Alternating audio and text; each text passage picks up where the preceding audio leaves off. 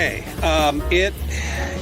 Well, it's a long, kind of convoluted story, but as we talked, it went from the Ford Museum, went from museum to museum, it went from the Ford Museum to the Crawford Museum, and then I don't remember exactly what year it was right off the top of my head, but then they decided to refine their collection, and I believe they used the cars significant to northern Ohio. Okay. And this car not being either owned there or manufactured there, because there were so many car manufacturers in the area, this kind of fell onto their list of cars that they wanted to deaccession, which never made sense. And my father happened to be on the board at the time, and he loved the car, but he was very opposed to museums getting rid of any of their collections. So he, when it came time to vote, he voted against it, lost, and promptly resigned from the board, and then submitted a bid and ended up with the car.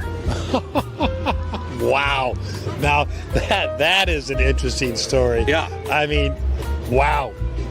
You kind of shake your head and go, what was the board thinking? Yeah, why were they getting rid of this? I mean, this car is, it is, like I said, 18, I mean, everything on it is original. It's never been, it's not a frame-off restoration. Body's never been out of the car. The engine's not been out of the chassis. Rear end, transmission has never, not been apart. It's all the plating under the bonnet, or as we call it, the hood in the United States. There's a lot of what they call dull nickel plating, and none of that's been done except one fitting because somebody put a pipe wrench on it at one point. Oh, okay. And that's it. Everything you see under the bonnet is original. So original. Really, I mean, this is original as you can get. Now, to give you folks an idea, tell us where it was and they got a second place award? This car, I can't tell you the year again because I need to look at my phone to do that, but we had it at Pebble Beach probably 10 years ago now, maybe a little more than that. Time flies.